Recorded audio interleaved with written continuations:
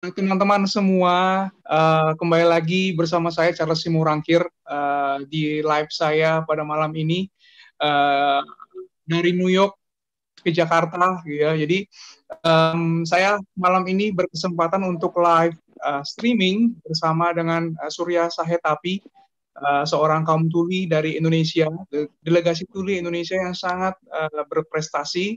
Jadi tetap stay tune di live kita pada malam ini waktu Indonesia pagi di New York, tempat domisilinya Surya. Jadi teman-teman, saya berharap partisipasi aktif nanti ketika ada pertanyaan, silahkan di komentar. Nanti saya akan tampung apapun pertanyaan untuk Surya Sahetapi. Um, apa namanya nanti dijawab sebisa mungkin sama Surya gitu. Jadi kenapa saya hari ini ingin live bersama Surya, karena menurut saya pribadi Surya adalah seorang yang sangat menginspirasi dengan keterbatasannya dalam masalah pendengaran, tapi dia tetap mencetak prestasi, tetap menghasilkan segudang prestasi yang luar biasa. Menurut saya adalah prestasinya udah nggak main-main lagi gitu, sampai udah tingkat internasional. Jadi menurut saya itu sangat bisa diapresiasi, dan akhirnya saya pun sekarang di sini bisa live bersama Surya dengan seorang penerjemah. Saya juga terima kasih sama Fajrus yang mau memfasilitasi live kita pada malam ini. Jadi memang live ini sebenarnya dalam rangka Hari Kebangkitan Nasional pada 20 Mei yang baru kita peringati minggu lalu. Tapi karena memang satu dan lain hal, akhirnya live-nya baru kesampaian pada malam ini gitu ya. Tapi semangat kebangkitan nasional tetap ada gitu ya. Jadi saya baca di artikel tema Hari Kebangkitan Nasional 2020 tahun ini adalah bangkit dalam optimisme normal baru gitu ya. Jadi saya nanti ada kaitannya dengan Hari Kebangkitan Nasional dengan apapun nanti pertanyaan yang saya sampaikan kepada Surya. Jadi pertanyaan pertama saya mau tanya sama Surya, setelah saya pelajari gitu ya mengenai kaum tuli ini, ternyata mereka lebih senang disebut sebagai orang tuli daripada tunarungu. Nah, mungkin bisa Surya jelaskan kepada kita semua di sini, terutama kaum dengar ya, yang memang baru mengetahui gitu ya. Biasanya mungkin termasuk saya tahunya adalah, menurut saya tunarungu itu adalah panggilan ataupun sebutan yang lebih halus dibandingkan dengan tuli. Tapi ternyata enggak, bagi teman-teman tuli ternyata mereka lebih senang disebut uh, tuli daripada tunarungu. Bisa Surya jelaskan kenapa seperti itu? Oke, aku akan langsung menjelaskan kepada hubungan aku, pengalaman ceritaku yang lalu. Ketika aku hidup sebagai seorang tunarungu, mungkin 17 atau 18 tahun yang lalu, waktu itu aku memilih tunarungu. Kenapa? Saat aku belajar di sekolah, mungkin saat aku bersekolah di SMP umum, aku kan tidak bisa mendengar. Artinya apa? Oh, aku tunarungu. Jadi aku memahaminya tunarungu itu adalah panggilan yang halus. Plus ditambah juga, orang-orang berpikir yang bisa dengar itu adalah orang yang normal. Oh, kamu normal ya? Oke, kamu normal, aku tunarungu. Tapi selama berjalan proses tersebut, aku masuklah ke dalam organisasi tuli. Dan selama di sana, aku belajar. Oh, ternyata teman-teman tuli kok menggunakan kata tuli. Itu bukannya kasar ya? Tapi kemudian aku mencoba nih, aku menyampaikan bahwa tuh bukannya tunarungu lebih bagus. Terus teman-teman tuli menyampaikan, no, no, no, no, no. Tuli itu punya identitas, dan kita pun punya budaya, dan it's okay, nggak apa-apa seperti itu. Dan aku tanya lagi, kenapa kok tunarungu tidak cocok? Terus tunarungu itu artinya apa? Merupakan istilah dari medis, seperti, oh pendengaran kamu rusak, dan artinya otomatis bisa diperbaiki. Tapi kan kita tidak bisa diperbaiki. Aku cukup dipanggil dengan tulis saja, dan kemudian, oh artinya itu, aku baru paham. Terus kemudian orang yang bisa dengar itu kita panggil apa? Normal? Bukan. Kita bilangnya adalah orang dengar. Kenapa? Kalau seandainya kamu bilang kamu normal, artinya apa? Kita yang tuli, artinya nggak normal. Oke. Dalam tanda kutip tentunya. Terus aku merasa seperti, loh aku sebenarnya fine-fine aja, kok normal aja, kok sama seperti kalian. Bedanya apa? Kamu bisa mendengar dan aku tuli. Oke, kalau seandainya kamu bilang normal, berarti kalau seandainya aku yang tidak normal, artinya seperti mengkorupsi. Misalnya contoh deh, membunuh, kasar, dan lain-lain. itu kan merupakan tindakan-tindakan yang tidak normal. Ya tentunya dalam tanda petik ya, maksud aku. Sementara aku tuli, perbedaan seperti itu saja. Aku tidak bisa dengar dan kamu dengar. Jadi artinya apa? Kalau tuli itu sebetulnya merupakan identitas dan juga punya semacam komunitas, punya budaya, dan juga punya bahasa sendiri. Budaya tuli maksudnya seperti apa sih? Semacam seperti ada panduan dan gaya hidupnya. Untuk khususnya bagi teman-teman tuli. Contohnya, anggaplah ini gelap nih. Situasi sedang gelap, kemudian teman-teman tuli lagi ngobrol. Kan nggak bisa berkomunikasi. Harus otomatis ditambahkan apa? Adanya penerangan dan cahaya. Karena itu merupakan budaya tuli. Dan yang kedua, nah kalau seandainya kita memanggil teman-teman, apakah harus berteriak-teriak? Tidak seperti itu. Jadi harus dipanggil, harus ditepuk. Kenapa? Karena itu merupakan budaya tuli juga. Kita berkomunikasi lebih nyaman dengan hal seperti itu. Contoh budaya tuli itu seperti semacam panduan yang membuat teman-teman hidup kita di dunia tuli jauh lebih nyaman. Jadi kalau sekarang ini, memang sebetulnya masih masyarakat kita khususnya masih menganggap tuli itu merupakan kata-kata yang kasar. Iya. Tapi mungkin lebih seperti penggunaan kata mainan tuli itu. Aslinya, teman-teman tuli dan juga teman-teman dengar, kita bisa kok berkolaborasi, kita bisa bersosialisasi. Tuli itu merupakan kata yang halus, ada identitas, dan lain-lain. Dan mungkin ke depannya apa? Kalau seandainya di KBBI teman-teman semua lihat, di Kamus Besar Bahasa Indonesia, di situ tertulis bahwa tuli ada dua. Penjelasan di situ ada dua, nomor 2 khususnya. Ada tuli, di situ dijelaskan bahwa tuli adalah seseorang yang menggunakan bahasa isyarat. Tapi mungkin masyarakat masih belum sadar di situ, karena di KBBI sebenarnya tertulis, dan itulah yang kami sedang sosialisasikan. Tapi memang kembali lagi, siapa nih yang memutuskan identitas tuli? Identitas misalnya seperti disabilitas pendengaran dan lain-lain. Yang menentukan adalah tuli itu sendiri. Masyarakat tidak bisa mengatakan seperti, oh kamu tuli ya, kamu turungu dan lain-lain. Harus tanya dulu, kamu menggunakan identitas apa? Kamu lebih nyaman dipanggil dengan identitas seperti apa? Oh tuli, oke, it's okay. Itu tergantung teman-teman mau menggunakan identitas apa. Oke, sip, jelas kah? Oke. Oke, luar biasa. Oke, lanjut. Jadi apa hubungannya sama Hari Kebangkitan Nasional? Jadi ternyata untuk tahun ini temanya adalah semangat untuk bergerak tanpa memandang perbedaan yang ada. Nah, kenyataan atau fakta yang ada, Indonesia masih belum ramah terhadap penyandang disabilitas, terutama kaum tuli. Sedangkan yang dijadikan tema Harkitnas tahun ini adalah bergerak tanpa memandang perbedaan yang ada, tanpa memandang perbedaan yang ada. Jadi menurut saya sangat masih ironi, masih memprihatinkan gitu loh. Kalau misalnya masih belum ramah terhadap kaum disabilitas, terutama pada kaum tuli, jadi bagaimana Surya menyikapi ini sebagai delegasi tuli Indonesia? Bagaimana Surya menyuarakan kepada pemerintah agar kaum disabilitas ini diperhatikan gitu loh. Jadi kita ini semuanya sama, nggak ada berbeda gitu loh. Bahkan saya pernah membaca artikel di mana Surya bilang kami dengan segala keterbatasan ini, tapi kami yakin kami pun bisa melebihi kemampuan dari orang normal. Dan saya sangat setuju seperti itu. Gitu. Tapi bagaimana menyikapi ini gitu sehingga Indonesia bisa bersanding dengan negara lain yang sudah ramah dengan penyandang disabilitas tersebut. Gitu. Silakan Surya sikapi yang. Oke, aku akan bercerita sedikit. Beberapa waktu yang lalu, ya, pada tahun 1980 sampai 1961, Presiden pertama Indonesia saat itu, Bung Karno, waktu itu pernah menerima perwakilan dari tuli. Namanya adalah Ainatas Ansir. Itu ada tuli yang pertama, Siregar, Anastasia Siregar. Itu merupakan tuli yang perwakilan pertama dulu sekali diterima oleh Bung Karno. Dan dia juga merupakan pendiri organisasi tuli pertama. Dan ketika waktu itu bertemu kepada pemerintah, dan pemerintah pun melihat, oh teman-teman tuli seperti ini, dan sebetulnya sudah sampai sekarang masih seperti ini. Itu sebenarnya sudah disampaikan. Tapi bagaimana caranya kita mengadvokasi? Memang ada banyak sekali, berbeda-beda caranya. Seperti dulu sekali, kita masih mengikuti cara advokasi, tapi mungkin advokasi seperti berbeda. Mungkin kalau cara yang dulu seperti berdemo, terus seperti kritik di media. Tapi setelah berbagai cara seperti itu, kenapa seperti itu?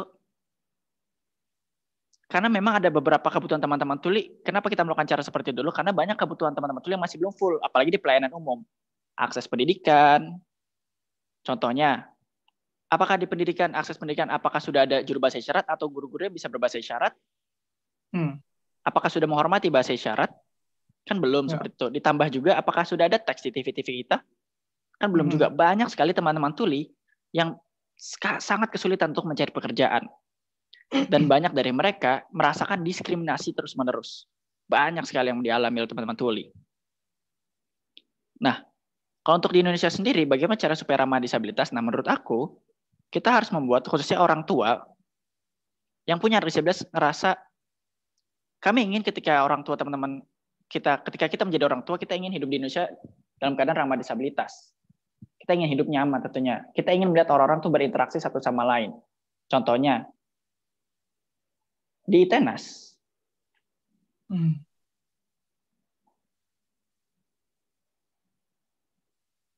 Secara teknis, aku sebagai orang tua tuli, kemudian aku membeli makan. Terus aku bilang, saya tuli nih. Terus kemudian orangnya bilang, loh kok kaget? Orangnya seperti kaget. Kemudian menjadi berteriak-teriak. Kemudian seperti terlihat bingung. Dan lain-lain, ekspresinya seperti itu. Itu aku ambil contoh seperti itu. Yang aku maksud ramah itu seperti apa? Ketika aku melakukan interaksi dengan mereka, mereka tuh paham. Oh, menyodorkan kertas. Atau mungkin juga, ketika orang itu mungkin seandainya bisa berbahasa isyarat, kita kan bisa berinteraksi secara langsung. Itu contoh, salah satu contoh yang kita maksud dengan ramah disabilitas. Oke, kalau untuk diskriminasi dan lain-lain, mungkin kita mulai dari mana? Dari pendidikan terlebih dahulu.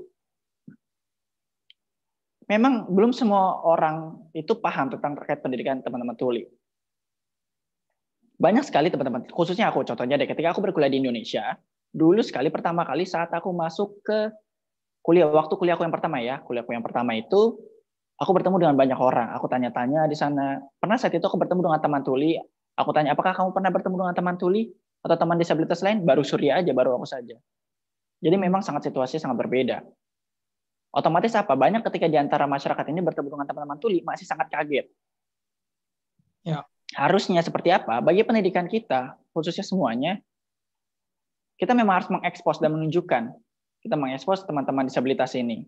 Kita kenalkan mereka, satu sama lain saling terlihat, teman netra seperti apa, yang menggunakan kursi roda seperti apa, teman-teman tuli seperti apa, dan lain-lain. Mulai dari anak-anak. Nanti ketika mereka tumbuh dewasa, mungkin mereka jadi lebih adaptasi. Jadi untuk sekarang, alhamdulillahnya, khususnya di media-media sekarang memang sangat kuat. Contohnya ketika kita melakukan sosialisasi, perkenalan, diskusi, dan lain-lain tentang disabilitas, banyak sekali respon positif. Contohnya seperti sekarang ini.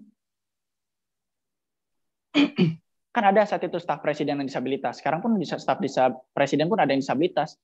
Untuk apa? Untuk mengganti perspektif masyarakat. Sehingga orang-orang tuh mulai sadar. Oh seperti ini loh disabilitas, oh seperti ini loh bahasa isyarat. Jadi masyarakat mulai sadar. Plus ditambah juga dengan adanya hukum. Undang-undang disabilitas itu sudah mulai membuat semacam apa ya? Seperti ditambahkan.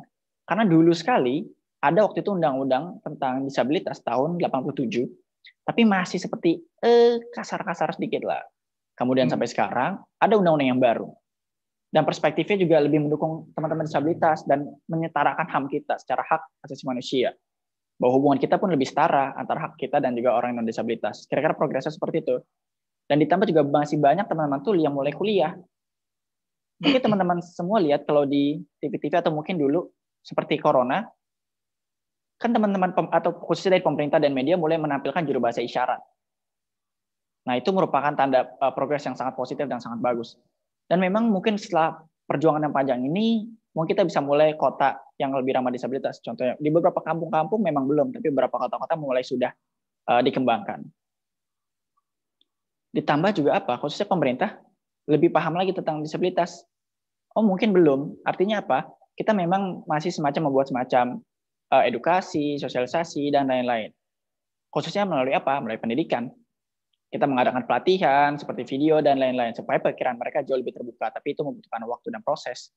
Kalau seandainya belum paham juga tentang disabilitas, terus bagaimana cara membuat Indonesia ramah disabilitas? Kan tidak bisa. Harus kita buat dulu mereka paham tentang disabilitas. Dan lebih banyak prakteknya. Seperti itu. Oke. Luar biasa. Understood. Oke. Saya mau menyapa teman-teman yang saat ini gabung bersama kami di sini bertiga. Saya, Surya, Fajrus, di live streaming YouTube. Jadi teman-teman feel free kalau ada yang ingin ditanyakan ya sama Surya, silakan nanti saya tampung, saya saya lihat di kolom komen, nanti saya akan sampaikan ke Surya. Jadi saya sekali lagi sudah ada sangat 11 orang kata Surya. Sudah ada 11 orang? Ya, sudah sekarang 12 orang malah. Jadi terus bertambah, saya harap terus bertambah ya. Saya mohon partisipasi teman-teman semua. Jadi ini bangkitkan semangat kebangkitan nasional kita gitu sebagai generasi milenial ya. Oke, lanjut pertanyaan berikutnya gitu ya. Saya mempelajari profil Surya yang memang sungguh luar biasa gitu ya. Salah satunya adalah Surya ini membuka kelas Bisindo. Ya, kelas Bisindo. Jadi memang mungkin kelas untuk kaum tuli ya. Nanti mungkin Surya bisa jelaskan apa sih kelas Bisindo itu, apa yang dipelajari dalam kelas tersebut, dan masih aktif nggak hingga sekarang kelas tersebut, Surya?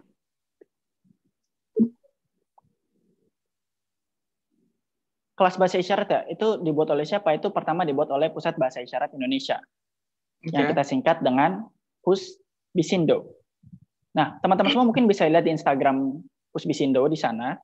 Karena dulu sekali, pada tahun 2014, ketika mulai disosialisasikan bahasa isyarat, saat itu pertama kali di CFD, pada acara Car Free Day, aku lupa ya, sekitar 2 tahun atau 3 tahun, aku lupa. Selama perjalanan tersebut, banyak sekali teman-teman yang tertarik dan ingin belajar bahasa isyarat. Kemudian, kita buatlah kelas tersebut. Kita semacam tempat untuk belajar bahasa isyarat. Ada 2 tempat kalau tidak salah. Itu ada 2 tempat. Termasuk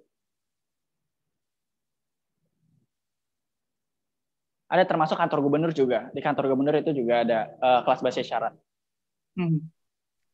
Dan untuk sekarang, teman-teman kalau seandainya mau belajar bahasa isyarat, itu sebenarnya bisa kok. Untuk teman dengar ya, untuk teman dengar sebenarnya. Mungkin ya, teman-teman banyak yang berpikir, oh teman-teman bahasa isyarat itu untuk teman-teman tuli aja. Bukan kok, bukan. Teman-teman dengar juga boleh kok. Ada banyak sekali manfaatnya untuk teman-teman dengar yang belajar bahasa isyarat. Contohnya, ketika berkomunikasi di tempat yang sangat jauh. Kan kalian bisa berkomunikasi. Kalau teriak-teriak kan nggak kedengeran nih. Kan bisa dengan bahasa isyarat. Yang kedua, contohnya, ketika menyelam. Ketika teman-teman semua sedang menyelam, komunikasi bagaimana? Apakah bisa berbicara? Kan nggak bisa. Ya nggak? Nah, makanya dengan bahasa isyarat. Seperti itu kira-kira. Karena banyak sekali. Ditambah juga, kalau seandainya ada riset yang bilang, kalau seandainya orang punya 2 bahasa atau lebih, maka kemampuan kognitif atau berpikir itu jadi jauh lebih bagus. Yes, itu juga bagian manfaat dari belajar bahasa isyarat. Dan betul-betul penting sebetulnya, karena dulu sekali sampai sekarang, aku selalu semacam membuka kelas bahasa isyarat. Dan ketika kelas bahasa isyarat itu dibuka, selalu full. Dan Universitas Indonesia sendiri di UI, juga membuka semacam, ada mata kuliah bahasa isyarat pada tahun 2008, aku nggak salah. Itu mulai, dan sampai sekarang masih terus berlanjut. Dan sampai sekarang pun masih ada. Dan teman-teman banyak yang bilang, kelas bahasa isyarat itu, dan ketika dibuka, mata kuliah itu selalu full. Full banyak sekali yang ingin membelanja mata kuliah itu. Kira-kira seperti itu. Mudah-mudahan, tambahannya mungkin semua di setiap kota bisa berkembang. Muncul, apalagi di kampung-kampung, tersedia akses untuk belajar. Karena untuk sampai sekarang masih belum ada. Aku berharap mungkin ke depannya, akses untuk belajar bahasa isyarat itu merupakan bagian dan juga termasuk beberapa daerah-daerah di luar sana, atau termasuk kampung-kampung terpencil. Apalagi orang tua yang punya anak tuli, itu juga harus belajar bahasa isyarat. Ya. Nah, kalau di beberapa kota kan memang ada guru-gurunya, semua bisa bertemu. Tantangannya memang ada. Tapi kalau sekarang, teman-teman semua, aku lupa, kelasnya juga sekarang dimulai kan secara online. Sudah banyak sekali yang dibuka secara online. Dan itu harapannya semoga bisa bertambah.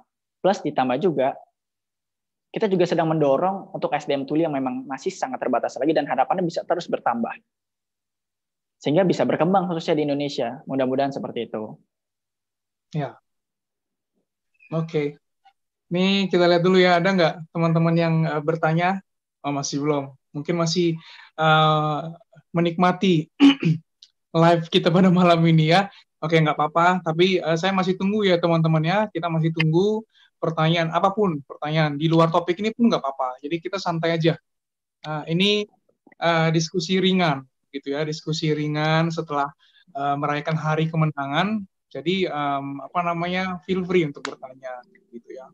Jadi Surya sehat, tapi saya sebagai kaum dengar, saya lihat di beberapa siaran YouTuber gitu ya. Salah satunya adalah mungkin Surya tahu yang namanya Arif Muhammad atau Muhammad Arif, atau yang dikenal sebagai Mak Betty yang sekarang lagi booming ya di YouTube. Itu saya sangat mengapresiasi beliau. Dia itu kontennya tentang Mak Betty sudah ada fasilitas bahasa Oh, jadi isyaratnya. bahasa isyarat. Ya, itu luar biasa sekali gitu loh. Saya sangat mengapresiasi. Jadi nanti saya harap suatu saat Mak Betty sama Surya Sehat tapi bisa collab ya, kolaborasi. Saya tunggu. Nanti saya email juga gitu ya. Jadi untuk sesuatu yang positif, sesuatu yang bermanfaat, pasti kita support. Gitu ya. Oke. Ada artikel tentang Surya yang sangat menarik di sini ya. Surya pernah bilang di salah satu artikel atau media di Indonesia, Surya pernah bilang, Tuhan boleh mengambil pendengaran saya, tidak apa-apa. Bukan berarti saya tidak bisa melanjutkan hidup. Masih amat sangat banyak sekali hal yang bisa saya lakukan dan syukuri. Oke. Ya, jadi teman-teman, saya percaya setiap manusia pasti mengalami ups and downs. Jadi nggak selamanya kita ada di posisi yang di atas gitu. Pasti ada posisi ketika kita galau, stuck, sedih gitu ya. Dan saya juga yakin pasti Surya pernah mengalami kondisi seperti ini, di mana ada ups and downs gitu ya.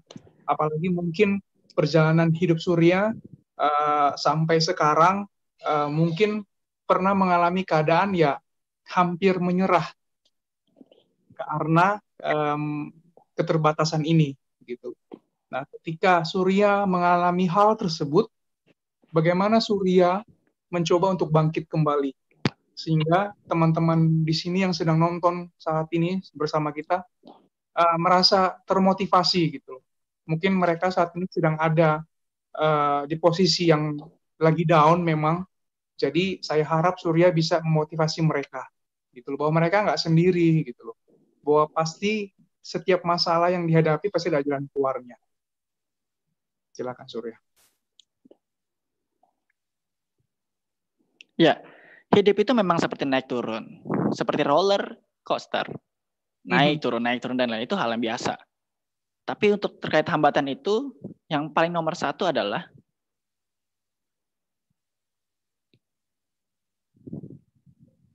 yaitu akses. Yang paling penting adalah akses. Dulu sekali ketika aku sekolah, tantangan yang paling terbesar adalah akses. Ketika aku masuk sekolah umum tuh aksesnya sama sekali sulit. Aku belum paham guru berbicara tentang apa. Aku seperti ngerasa aku ingin bertambah ilmuku, aku ingin belajar terus, tapi bagaimana seperti ini? Aku nggak mau takut pikiranku kosong. Itu salah satu contoh tantangan dan hambatanku. Aku ngerasanya seperti ingin mau berhenti sekolah. Aku malas sekali karena aku tidak bisa belajar saat itu. Kemudian papa mamaku seperti selalu mendukung aku untuk selalu sabar. Dan aku kemudian berpikir bagaimana caranya ya? Nah, contohnya misal seperti ini. Aku ketika tidak paham guru itu berbicara apa atau mengajarkan apa, biasanya aku akan berpikir seperti oke. Ketika pelajaran sudah selesai, biasanya aku ketemu gurunya di akhir sesi, ketika mereka semua sudah pulang, aku akan ketemu dengan guruku. Aku minta ulang, maksudnya apa, ini seperti apa, dan lain-lain. Itu perjuanganku kira-kira seperti itu dulu sekali. Ya kira-kira banyak sekali guru-guru yang berbicara itu kan banyak sekali. Terus kemudian aku berpikir, ya ada hambatan dan tantangannya. Tapi alhamdulillah ketika aku lulus saat itu bersekolah, dan ketika masuk SMA, sekali lagi tetap ada hambatan seperti itu. Karena aku sekolah di rumah, saat itu aku homeschooling. Dan ketika homeschooling itu, banyak orang seperti, kenapa kamu milih homeschooling? Nanti kuliah bisa gak? Dan lain-lain. Banyak sekali pernyataan seperti itu. Tapi, aku selalu berpikir optimis. Karena sebenarnya aku berpikir waktu kan jadi banyak. Aku kemudian terlibat di organisasi, aku belajar, aku memahami banyak hal. Ditambah juga aku semacam jauh lebih mantap dan lebih siap. Seperti terkait motivasi, sebetulnya motivasi itu kamu tidak bisa menunggu orang memberikan motivasi, kamu harus mencari sendiri, kamu harus berjuang. Ya. Misalnya seperti, kamu nggak suka nih dengan hal seperti ini, kamu harus berjuang dan mencari inspirasi kamu sendiri. Cari terus dan cari terus lagi. Kalau aku alhamdulillahnya saat itu pada tahun 2012 di internet, aku memang aktif untuk mencari informasi-informasi, aku searching, siapa ya tuli-tuli yang top atau terkenal yang sukses, siapa aku cari. Kemudian aku baru tahu, ternyata tuli itu manfaatnya banyak sekali dan sangat bagus. Ada beberapa orang yang membuat semacam lampu hijau, yang membuat lampu. Apakah teman-teman tahu siapa penemu lampu? Tahu namanya? James Watt ya?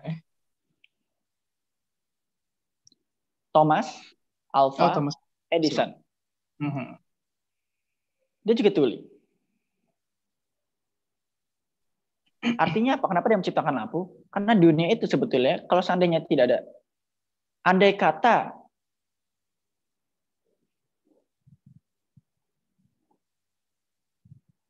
kalau seandainya ada teman tuli di sini, kemudian tidak ada lampu, bagaimana mereka bisa hidup? Seperti itu tadi maksudnya. Ya. Karena teman-teman tuli kan butuh apa? Karena teman-teman tuli itu butuh lampu. Kalau seandainya nggak ada teman-teman, maaf ini bercandanya adalah, kalau seandainya tidak ada teman-teman tuli, kan teman-teman tuli membutuhkan lampu. Dan ketika tidak ada teman tuli, otomatis apakah lampu akan tercipta? Karena teman-teman tuli membutuhkan lampu saat itu, dan Thomas Alva Edison adalah seorang tuli. Itu sebenarnya juga menunjukkan bahwa sebenarnya tuli itu bisa seperti itu. Dan banyak sekali, aku mendapatkan banyak informasi tentang tuli. Ada dokter yang seorang tuli, dan juga ada yang tuli mendapatkan semacam aktor di Amerika sana, mendapatkan Oscar, mungkin kamu tahu. Dan itu merupakan ada seperti dan itu banyak sekali contoh-contoh seperti itu dan membuat aku terinspirasi. Artinya apa? Kamu harus mencari sendiri motivasi kamu, akses-aksesnya kamu cari, plus ditambah juga kamu mungkin bisa aktif terlibat di beberapa komunitas, kamu aktif bertanya. Nanti pada akhirnya kamu akan mendapatkan inspirasi kamu sendiri. Dan jangan di rumah aja, hanya maksudnya adalah jangan berdiam diri, kamu harus keluar, kamu harus mencari-cari, kamu harus berusaha mencari motivasi kamu sendiri. Jadi sebenarnya memang tidak mudah. Plus ditambah juga, aku sebetulnya kadang beberapa kali aku hidup ngerasa seperti sok-sokan seperti orang dengar. Aku bisa berbicara kok, tapi lama-lama aku ngerasa tidak nyaman ya. Tapi ketika aku bergabung dengan komunitas tuli, aku terlibat. Aku hentikan, aku terima. It's okay, aku tuli. Secara teori, aku juga baru paham. Pada tahun 2015, namanya apa? Yaitu Dave Gain. D-E-A-F-G-A-I-N-E, Dave Gain. Artinya apa? Sebenarnya menjadi orang tuli itu jauh lebih enak, jauh lebih nyaman. Itu jangan menjadi, artinya apa? Jadi tuli itu sebenarnya nyaman kok. It's okay, aku nggak apa-apa menjadi tuli. Positifnya juga banyak kok. Ya. Aku berharap teori seperti itu bisa disebarluaskan, khususnya ke teman-teman di masyarakat umum. Kenapa? Karena di masyarakat umum itu sendiri masih melihat teman-teman tuli itu seperti perspektif kasihan, masih seperti hidupnya sulit, hambatannya pasti banyak, dan lain-lain. Betul nggak? Artinya apa? Aku ingin mensosialisasikan hal seperti itu, bahwa sebenarnya menjadi tuli it's okay kok, it's okay, nggak apa-apa, banyak positifnya juga. Jadi jangan seperti kamu seperti kurang kucang. Seperti kutukan. Seperti kamu kutukan menjadi tuli dan lain. Tidak seperti itu. Ya. Kalau sebenarnya menjadi tuli itu merupakan hal, menjadi berkah lah bagi kita sebetulnya. Merupakan berkah yang diberikan. Ya kira-kira seperti itu. Oke. Ini di live streaming ada yang kasih komen ya. Ini namanya Rian Pasaribu. Dia bilang, benar Bang, menikmati pembicaraan, pertanyaannya, small step yang bisa dilakukan atau menarik orang untuk mau belajar mengerti sign language atau bahasa isyarat agar bisa berkomunikasi dengan teman-teman dengan disabilitas. Ya, jadi salah satunya adalah teman-teman saat ini Fajrus. Tanpa Fajrus saya nggak bisa berkomunikasi dengan Surya. Memang Surya mengerti bahasa bibir, ya, jadi itu sangat mudah bagi Surya, bisa saja gitu ya. Tapi memang tetap lagi kita membutuhkan seorang interpreter gitu loh untuk diskusi yang memang um, lumayan memakan waktu pada contohnya ini gitu ya. Tapi saya ingin tanya sama Surya. Tadi jadi saya baca juga artikel adalah kalau Surya adalah salah satunya bisa baca bahasa bibir gitu ya. Nah, saya mau tanya, apakah semua kaum tuli bisa membaca bahasa bibir atau hanya segelintir saja gitu? Dan apakah ada kalau memang hanya segelintir saja, apakah ada usahanya gitu untuk sehingga bisa membaca bahasa bibir dari kaum dengar? Bagaimana Surya?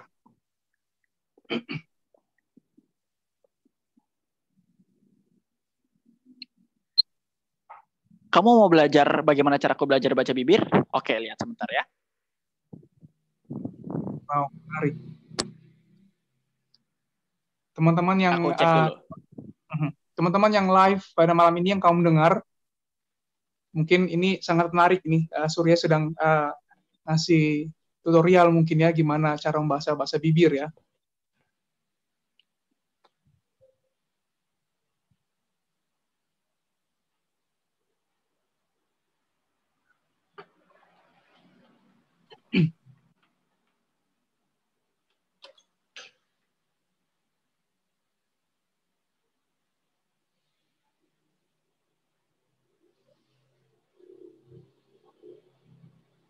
Sambil menunggu, Jurus berapa lama belajar bahasa isyarat? Tunggu sebentar, Surya masih mencari, guys. Oke. Oke, aku akan mencoba mengambil cuplikan video kata Surya.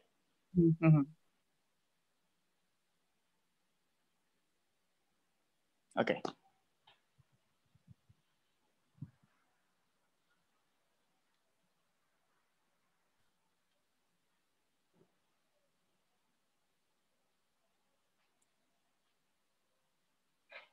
Oke, teman-teman semua bisa lihat di sini. Coba teman-teman tebak apa yang sedang dibicarakan.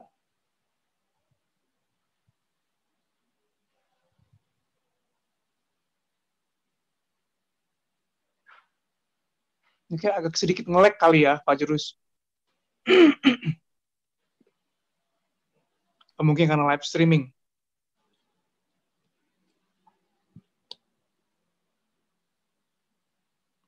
Tadi aku akan share nanti linknya seperti apa.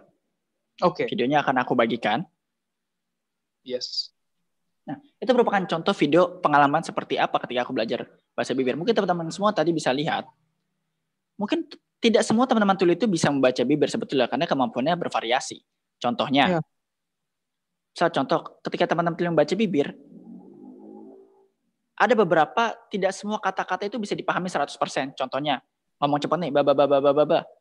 Mungkin cuma 5, 10%, 20%, dan lain-lain. Banyak sekali orang-orang berpikir, perspektifnya seperti, oh kamu bisa baca bibir loh. Sebetulnya harus ditanya dulu, kamu lebih nyaman akses informasi yang kamu dapatkan dengan apa? Bisa dengan bahasa isyarat, oke kah? Atau dengan subtitle kah?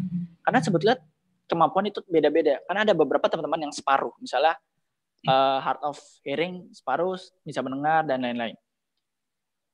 Apakah kita tidak bisa menyamaratakan bahwa semua kemampuan teman-teman tuli sama? Jadi balik lagi, ditanya dulu, teman tuli, kamu lebih nyaman berkomunikasi dengan apa? Dan kemudian kita menyesuaikan dan mengikuti.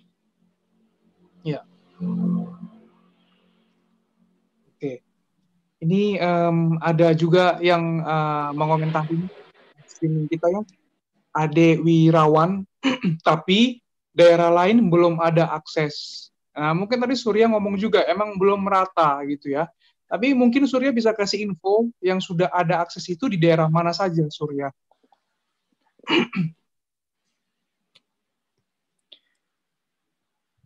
Kembali lagi, kita harus bekerja sama dengan pemerintah dan kita juga membantu memberikan informasi. Yes. Kalau seandainya kita harus menyampaikan bahwa teman-teman disabilitas itu apakah memahami, pemerintah itu apakah memahami teman-teman disabilitas itu kebutuhannya apa? Misalnya seperti mengadakan pelatihan, seperti mengadakan kesempatan pelatihan, terus juga kita harus melihat misalnya seperti menyadari bahwa teman-teman disabilitas autis, misalnya seperti itu.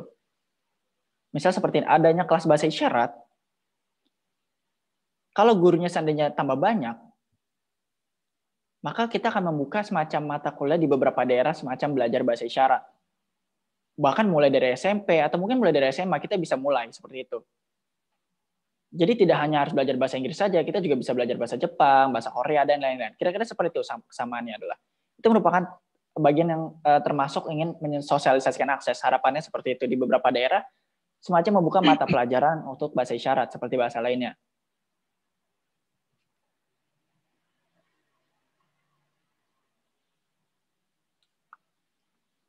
Ada beberapa harapan di beberapa alumni-alumni daerah, memang tidak akan ada lagi yang tertinggal, khususnya terkait akses tersebut.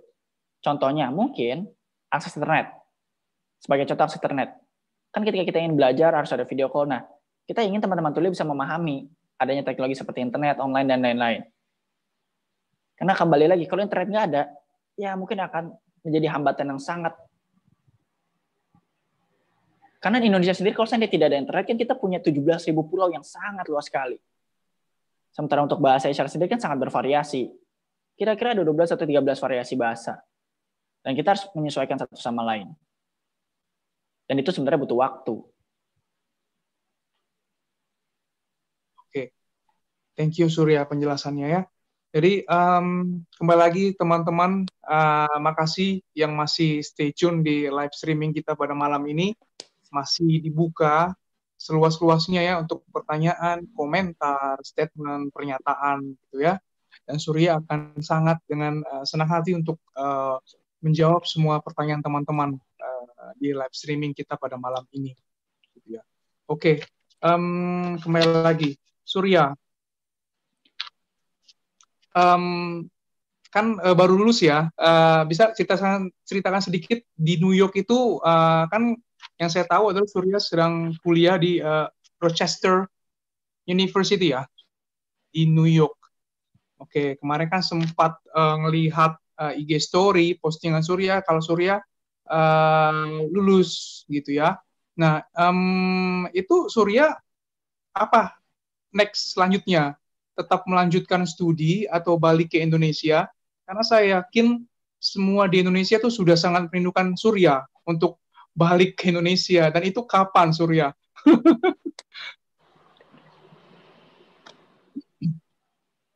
Aku akan memberikan klarifikasi, karena sebetulnya untuk lulus sendiri sudah tahun lalu. Aku sudah lulus tahun lalu, tapi memang untuk wisudanya baru tahun ini. Artinya apa? Karena sebenarnya sudah awal, kira-kira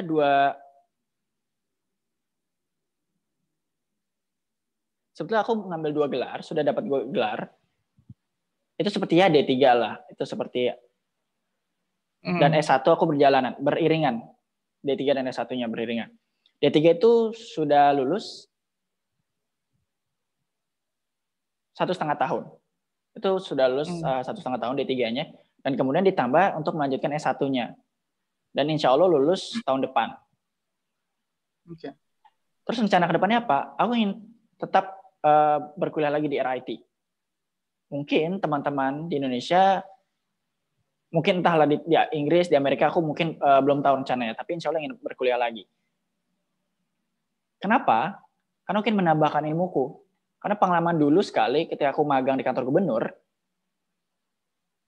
itu benar-benar membutuhkan pendidikan untuk seperti apa ya, meningkatkan kemampuanku, kapasitasku, maka membutuhkan pendidikan yang sangat tinggi. Kalau untuk sekarang, aku memang mengambil studi internasional, yaitu hubungan internasional seperti ada filosofi, politik, dan perencanaan anggaran dan lain-lain. Dan aku yang menambahkan jauh lebih dalam, khususnya itu kebijakan publik, mungkin kebijakan umum publik, atau mungkin juga terkaitnya pendidikan yang inklusif. Itu rencanaku ke depannya dan lain-lain. Dan kalau memang kesempatan ada, aku akan ambil ke sana. Kalau seandainya pendidikan sudah, aku ingin menambah juga pengalaman kerja. Sebetulnya dulu sekali, aku mau sekali bekerja di 2. 1, yaitu di PBB yang pertama, dan yang kedua di HRW, itu Human Rights Watch. Ya kira-kira hubungannya masih seperti tentang HAM lah, fokus kepada HAM khususnya disabilitas. Mungkin, tapi kalau saya di Indonesia ada kesempatan, ya it's okay, aku akan pulang lagi ke Indonesia. Karena aku ingin mendukung, karena aku masih sekali ingin mendukung Indonesia. Ya. Khususnya daerah-daerah timur tentunya. Karena aku ngerasa masih seperti Indonesia, masih sangat tertinggal, dan aku ingin sekali membangkitkan, memberdayakan teman-teman di Indonesia bagian timur. Supaya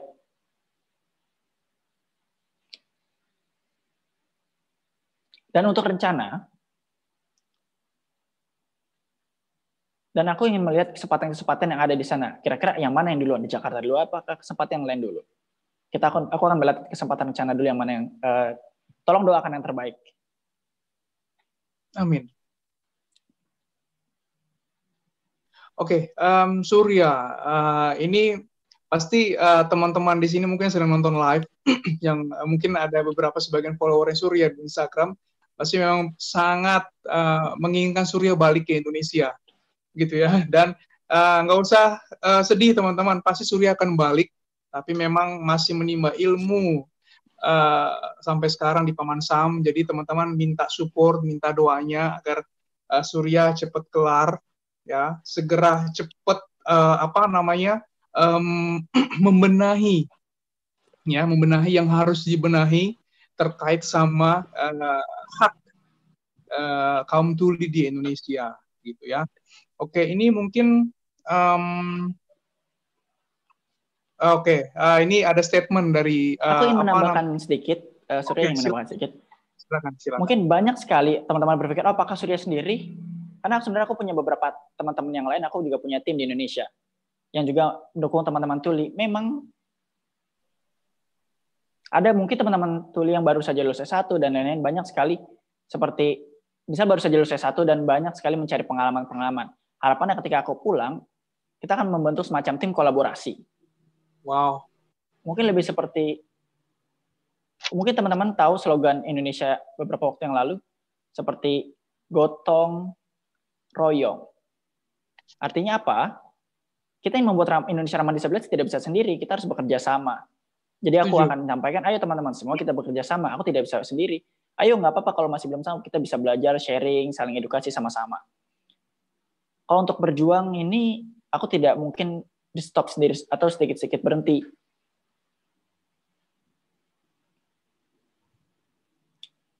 Kita tidak bisa berhenti, tapi dia tetap harus berkesinambungan.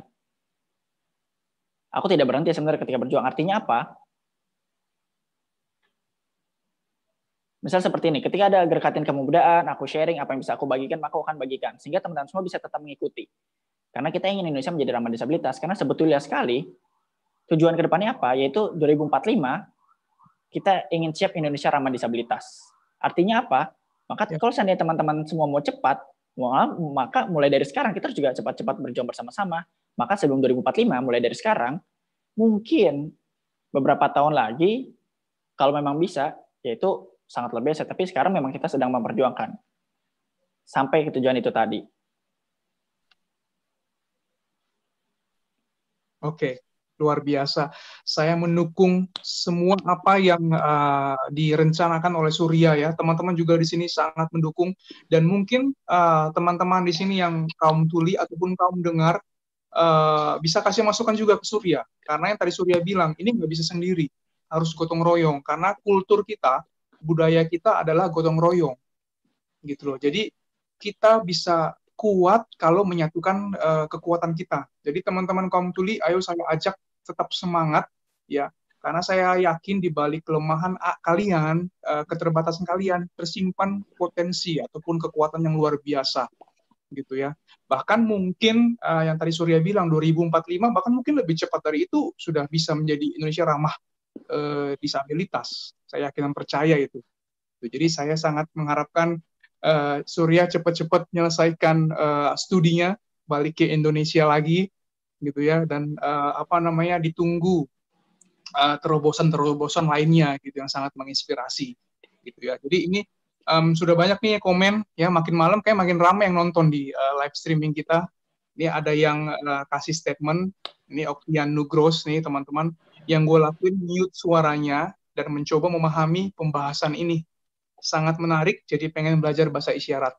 Ya, jadi teman-teman hanya karena live ini banyak teman-teman yang akhirnya terpacu gitu. Jadi bahasa isyarat ini bukan hanya untuk kaum tuli, ya.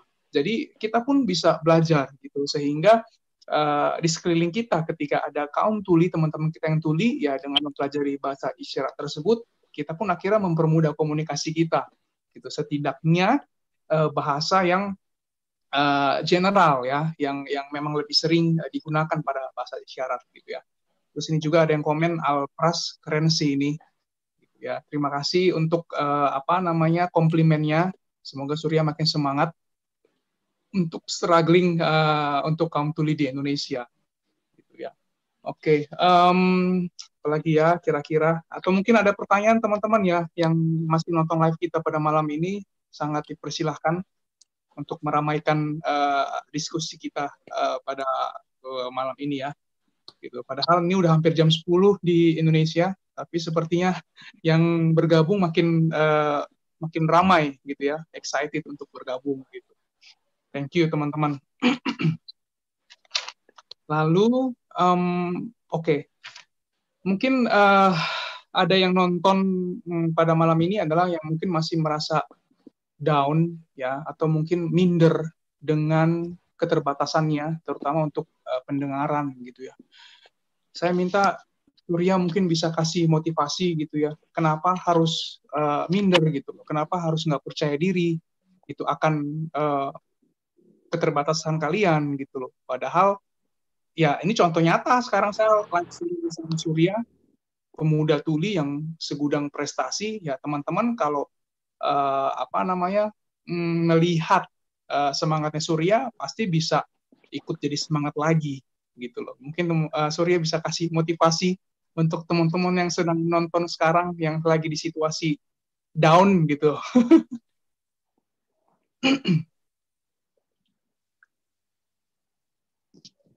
Oke, untuk motivasi aku pikir mungkin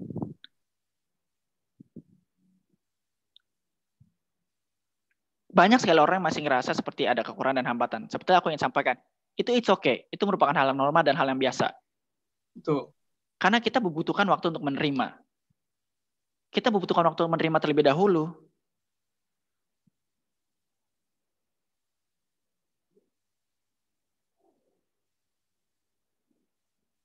Kita membutuhkan waktu untuk menganalisa.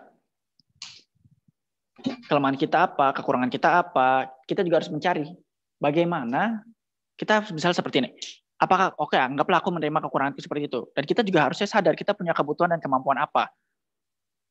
Kita menganalisa diri kita. Mungkin mulai dari mana? Contoh kita mulai dari membaca buku. Karena membaca buku itu penting untuk membuka pikiran kita. Itu seperti mendapatkan inspirasi juga bisa dari sana. Atau juga teman-teman semua bisa ikut program volunteer, relawan, atau misalnya ikut komunitas. Bisa kalian teman-teman semua bisa mendatangi satu persatu. Tujuannya untuk apa? Ikut-ikut seperti itu sebenarnya nggak masalah. Ikut aja hal-hal seperti itu.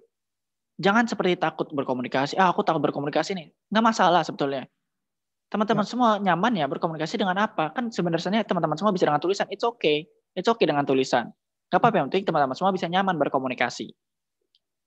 Banyak sekali orang di luar sana yang tidak paham. Kita juga mungkin sama-sama tidak paham. Karena itu merupakan PR dari kita untuk menjelaskan. Oh, misal seperti ini, aku hambatannya apa? Aku akan jelaskan seperti apa. Mungkin teman-teman semua bisa membantu seperti apa. Kita harus menjelaskan seperti itu. Contohnya, hambatannya seperti kemudian anggaplah sebagai contoh, kita punya hambatan, tapi kamu tidak menyampaikan hambatan kamu seperti apa. Kamu hanya berdiam diri saja. Bagaimana orang lain bisa tahu? Contohnya, aku seandainya menemukan hambatan nih. Aku tidak bisa membaca Bibel secara cepat. Maka mungkin kamu harus mencari cara lain. Misalnya seperti ada yang juru bahasa isyarat. Atau seperti orang lain misalnya membantu kamu menjadi typist atau note taker dan lain-lain. Kamu harus melakukan sosialisasi dan kamu harus berani mensosialisasikan kepada orang-orang sehingga orang lain itu paham dan berpikiran terbuka. Kalau seandainya ada orang nanti keras kepala, nanti pada akhirnya mereka tidak akan mendapatkan situasi-situasi yang baru. Kamu mulai harus menerima diri kamu sendiri. Dan juga, aku tidak menyarankan kamu tetap berinteraksi dengan orang yang mungkin agak keras kepala. Karena dunia ini sebenarnya luas. Kamu bisa berinteraksi dengan orang yang baru. Dan yang pasti kamu harus sabar. Kamu juga harus mencari situasi atau tempat-tempat yang pas. Kira-kira seperti itu. Oke, luar biasa. Jadi saya setuju tadi yang Surya bilang, jangan stuck sama kondisi kita sekarang ini. Begitu banyak potensi yang teman-teman mungkin kaum tuli bisa tingkatkan lagi gitu, karena Tuhan menciptakan kita dengan segala kelebihan gitu ya. Jadi ambil hikmahnya, bangkit kembali gitu, karena kamu tidak sendirian. Kamu masih punya teman-teman yang sayang, yang peduli sama kamu gitu ya. Oke, ini kita balik ke komentar ataupun pertanyaan dari teman-teman yang sedang menonton live kita pada malam ini ya. Di sini ada Yasmin Sarah Afifa. Halo Kak, mau tanya, tadi dijelaskan, sebentar ya, terkait visinya adalah untuk membuat masyarakat kita ramah disabilitas, khususnya kaum tuli ya. Nah, kira-kira langkah apa yang bisa dilakukan oleh kaum dengar agar visi itu bisa tercapai? Oh, dia malah nanya langkah yang bisa diambil kaum dengar, ya. Jadi mungkin Surya bisa kasih masukan. Pertanyaan gitu siapa boleh diulang? Kata Surya boleh diulang pertanyaan siapa? Oke. Pertanyaan Yasmin Sarah Afifa. Yasmin Sarah Afifa. Mungkin Surya sambil bisa lihat juga ya. Sambil dicek dulu. Oh, oke. Ya, saya ulang pertanyaannya atau langsung Surya mau jawab? Boleh tanya, Yasmin tempatnya di mana? Contohnya di rumah atau di kampus atau bagaimana? Kalau lebih spesifiknya, oke. Pertama aku akan jelaskan. Mulai dari materi tentang disabilitas, kamu bisa cari-cari di sana. Ditambah juga, kamu harus mulai mengenal teman-teman disabilitas. Kamu mulai berkenalan dengan teman-teman disabilitas dan berteman dengan mereka. Mungkin kamu bisa bertemu dengan keluarga kamu ajak kenalan dengan teman-teman disabilitas. Pasti beberapa di antaranya banyak yang takut. Tapi coba aja dulu, nggak usah takut. Karena memang butuh waktu dan proses. Supaya berkenalan. Misal seperti apa teman-teman tuli, sering bertemu. Misal kalau di tempat kuliah, kamu harus sering berkumpul dengan mahasiswa lain, apalagi khususnya mahasiswa disabilitas, kamu harus sering berinteraksi dengan mereka. Tapi kalau untuk situasi Indonesia seperti ini, apalagi adanya COVID-19 seperti ini, kamu mungkin bisa melakukan video call dengan teman-teman tuli. Kamu bisa berkenalan, menjelaskan, semacam membuka atau share informasi. Seperti itu tadi dengan adanya video call. Mungkin mulai dari situ untuk berkenalan dulu. Atau juga kamu bisa ikut program volunteer. Itu banyak sekali program volunteer sehingga kamu memahami, oh situasi seperti apa. Ketika sudah paham, kamu bisa lanjut ke langkah selanjutnya. Karena dulu sekali aku mau mengikuti, aku ingin sekali memulai Indonesia Ramah Disabilitas dengan dari pendidikan khususnya. Dari sekolah umum, aku ingin mereka menerima guru-guru disabilitas. Kalau di sini kan banyak sekali sekolah inklusif yang menerima anak disabilitas. Oke, itu bagus sekali. Tapi memang jauh lebih baik juga ditambahkan dengan guru-guru yang disabilitas. Kenapa? Sehingga anak-anak itu juga paham, oh ada loh guru yang disabilitas. Mereka tidak takut lagi. Mereka bisa memahami dan berpikiran jauh lebih terbuka sehingga mereka bisa bekerja sama.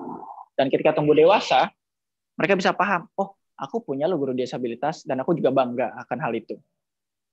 Sehingga membutuhkan perkenalan. Ya kalau belum kenal kan tak kenal maka tak sayang. Ya kalau belum kenal bagaimana kalau bisa memahami seperti itu.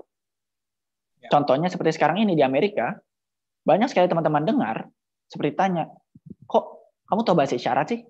Kok bisa bahasa isyarat dan lain-lain? Terus mereka bilang ketika aku tanya, karena di sekolahku ada mata pelajaran bahasa isyarat dan guru-gurunya juga guru-guru tuli di sini di US. Dan pertama kali memang awalnya takut, tapi kan setelah lama-lama, oh ternyata seperti ini loh cara berkomunikasi dengan bahasa isyarat. Oh seperti itu. Kenapa kita takut? Karena kita tidak paham dan tidak tahu.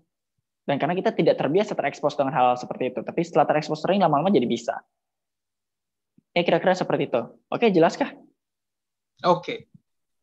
Saya mau nyapa lagi ya teman-teman yang mungkin baru bergabung di live streaming YouTube channel saya. Saya Charles Simurangkir saat ini sedang melakukan live dengan Surya Sahetapi, seorang pemuda tuli, ya. yang sedang menjelaskan ataupun sharing berbagi mengenai prestasinya, mengenai visi misinya dalam rangka menuju Indonesia ramah disabilitas, terutama untuk kaum tuli. Ya, oke. Teman-teman yang baru bergabung silakan juga kalau ada pertanyaan langsung di komen pada live streaming YouTube. Nanti Surya akan menjawabnya gitu ya. Oke, ini lanjut lagi. Ini ada Optian yang tadi sudah kasih statement. Dia Maaf, seorang siapa Mas dosen. namanya? Optian Nugros. Optian. Oke, di bawahnya tadi Yasmin ya. Ada Optian Nugros. Katanya dia punya mahasiswa seperti Surya, berarti kaum tuli ya. Dan sebagai pengajar, saya merasa bersalah nggak bisa menjelaskan materi sesuai dengan kebutuhan dia. Karena memang dia tuli. Sedangkan Optian ini adalah kaum dengar, gitu ya. Tapi dia dosen mengajar si anak tuli ini. Lalu dia bertanya, saran Surya untuk mudah bahasa isyarat gimana? Jadi mungkin dosen di tempat Optian mengajar ingin punya kemampuan juga untuk belajar bahasa isyarat dengan mudah gitu. Tadi saya bilang setidaknya yang komunikasi yang sering diucapkan aja itu gimana caranya Surya supaya cepat bisa gitu bahasa isyaratnya.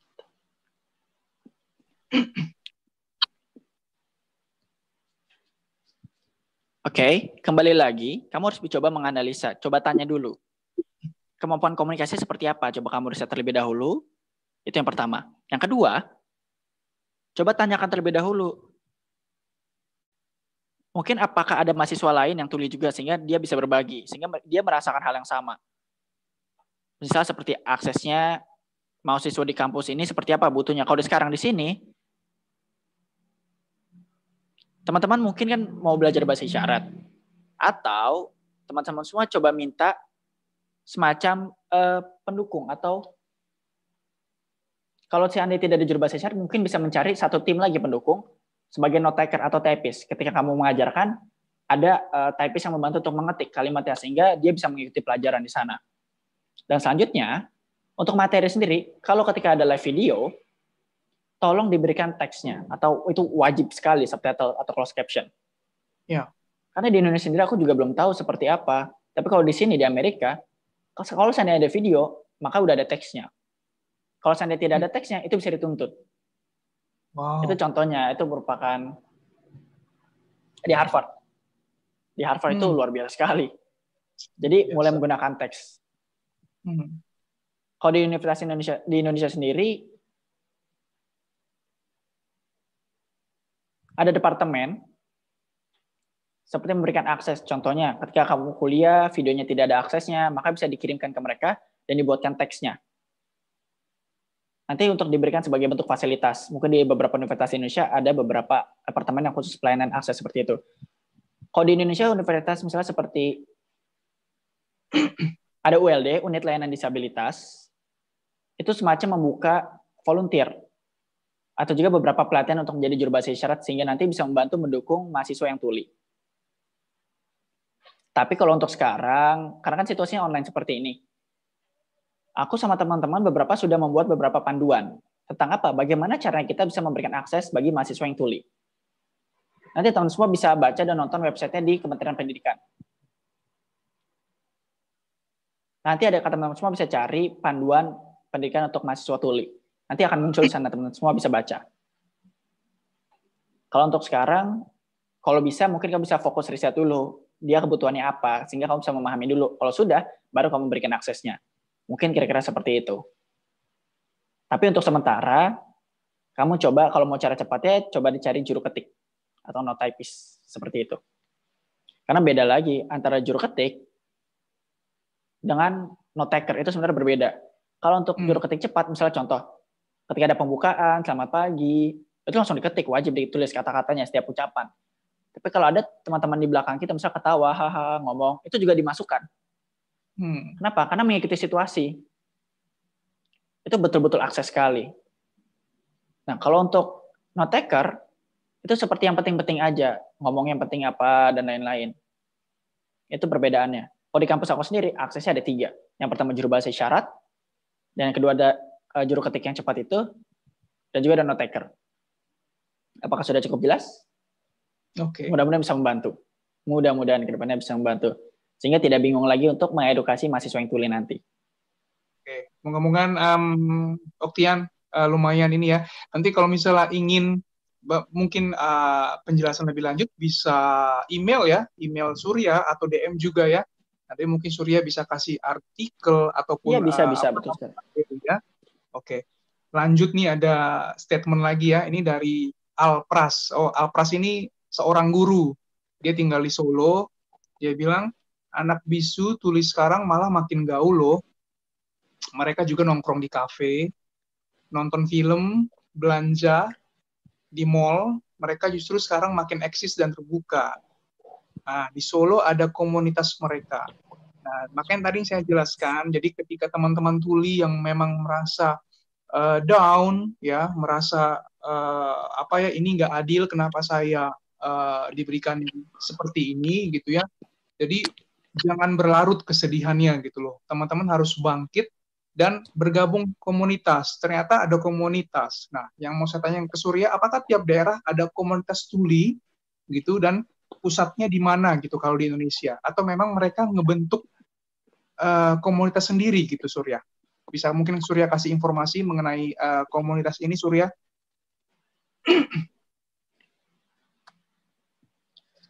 Aku akan memberikan klarifikasi sedikit. Untuk dunia tulis sendiri, tidak menggunakan istilah bisu. Tulis saja itu sudah cukup, tidak menggunakan istilah bisu. Karena bisu itu maksudnya apa? Kan tidak bisa. Karena bisu sendiri tidak memiliki budaya bahasa. Sementara teman tuli itu punya budaya bahasa, itu artinya sangat berbeda sekali. Jadi bukan bisu lagi, itu perbedaan yang sangat, mudah-mudahan sangat jelas atas penjelasanku. Selanjutnya, kalau untuk komunitas tuli di seluruh Indonesia memang ada berbeda-beda.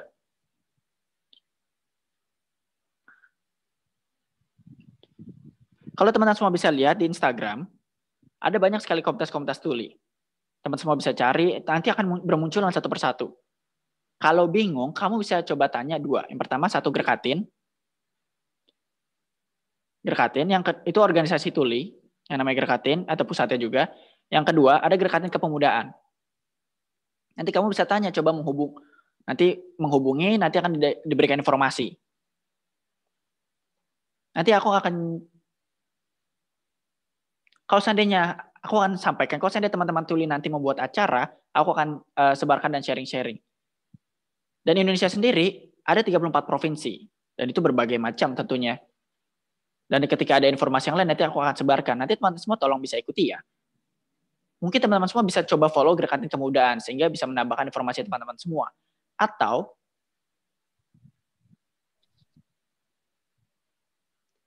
infotuli.id. Teman-teman bisa cek di sana infotuli.id. Nanti aku juga akan membagikan kok kegiatan-kegiatan seperti tadi. Oke? Oke. Tadi Surya bilang follow Gerakan Kemudaan. Itu Instagram ya? Gerakan apa tadi? Bisa diulangi, Surya? Gerkatin itu merupakan gerakan kesejahteraan untuk tuli atau tunarungu Indonesia. Oke. Ada Instagramnya ya? Ada Instagramnya. Oke. Teman-teman mungkin bisa follow juga. Terus ada infotuli.id. Ya, betul. Oke. Wah, ini luar biasa nih, masih setia teman-teman kita yang menonton live pada malam ini gitu ya. Malam semakin larut, tapi mungkin semangat mereka terus menyaksikan ya. Mungkin masih ada yang beraktivitas. Wow, sekarang ada 22 yang nonton live streaming. Surya, luar biasa nih. Sangat menginspirasi. Padahal kita sudah mulai selesai loh teman-teman ya. Jadi mungkin masih dibuka 1-2 pertanyaan. Saya tunggu di sini. Ya teman-teman segera mumpung lagi ada live pada malam ini. Jadi Surya bisa bantu jawab juga. Ya, oke. Saya pernah lihat vlognya Jokowi waktu itu bersama Surya. Wah, itu luar biasa sekali. Itu gimana bisa terjadi? Itu waktu itu lagi ada kegiatan apa Surya bersama Pak Presiden?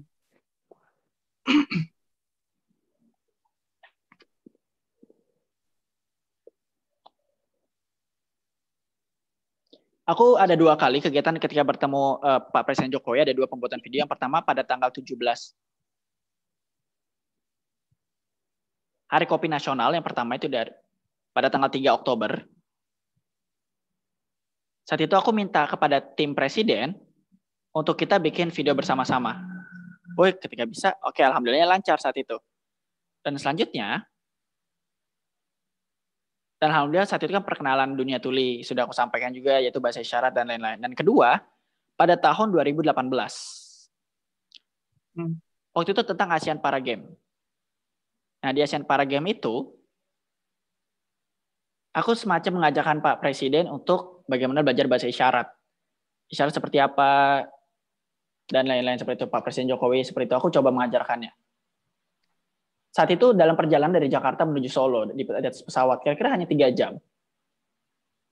Nah, di sana aku mengajarkan, kira-kira mungkin 1 jam lebih lah. Aku coba ulang-ulang, kita ngobrol, kita edukasi aku edukasi seperti itu. Senang bisa mengajarkan Pak Presiden. Karena luar biasa sekali, jarang-jarang Presiden mau belajar bahasa isyarat. Ya. Karena waktu itu Pak Presiden Jokowi sendiri yang minta untuk belajar bahasa isyarat dan ingin ditunjukkan di ASEAN Para Games. Mungkin teman-teman semua bisa lihat video Pak Presiden Jokowi di YouTube, teman-teman semua bisa nonton di sana. Yes. Dan waktu itu kalau nggak salah Surya juga sebagai host kan bersama Reza Rahardian. Ya, betul sekali. Berdua. Luar biasa gitu ya. Oh, masih ingat jadi ya Surya ya? Sahetapi masih semuanya yang dilakukan Surya sangat menginspirasi ya, sangat positif sekali. Jadi apa ya? Saya mau memotivasi teman-teman tuli mungkin khususnya seorang Surya Sahetapi bisa, pasti teman-teman tuli yang lainnya pun bisa.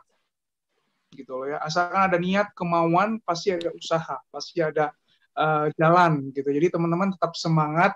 Jadi apa namanya?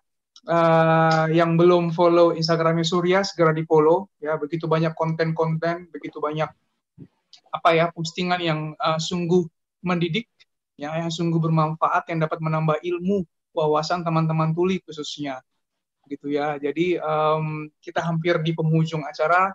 Terima kasih Surya Sahetapi yang sudah berkenan meluangkan waktunya untuk menjadi bintang tamu di konten saya di live streaming pada malam ini. Dan juga terima kasih teman-teman yang sudah bergabung. Terima kasih juga ke juru bahasa isyarat kita, Fajrul Salam. Luar biasa, kalau nggak ada Fajrul Salam, ini bisa terjadi nih sekarang. Bukan begitu, Surya? Ya, kita kasih plus ya. Ya, betul sekali. Ayo teman-teman semua belajar bahasa isyarat. Ayo teman-teman semua ambil kelas bahasa isyarat dong. Ayo dong. Oke, jadi teman-teman ya pokoknya kalau ada kesempatan lain Surya jangan bosan untuk saya undang live lagi, mungkin dengan topik yang berbeda, topik yang lebih menarik gitu ya. Oke, sebelum kita akhiri saya minta Surya kasih pesan untuk anak-anak muda Indonesia, khususnya anak-anak tuli, mungkin pesan dari Surya, terutama dalam menghadapi situasi sulit atau pandemik seperti ini. Silakan Surya.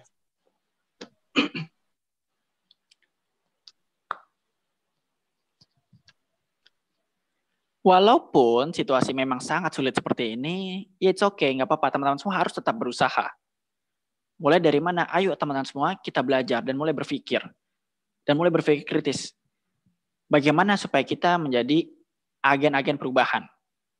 Maksudnya apa? Aku bingung. Maksudnya seperti apa itu? Oh, teman semua bisa cari informasi-informasi, mulai belajar, cari ide dan lain-lain, supaya bisa meningkat kapasitasnya, sering-sering berdiskusi dan berbagi informasi. Dan teman semua tolong jangan takut. Jangan takut untuk memberikan ide dan saling berbagi dan saling terbuka. Siap? Oke? Luar biasa. Oke.